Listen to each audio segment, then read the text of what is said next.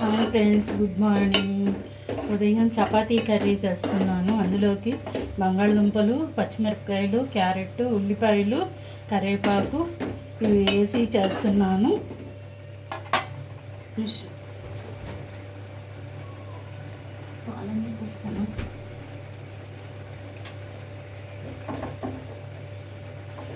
కొద్దిగా పాలు కూడా పోస్తున్నాను.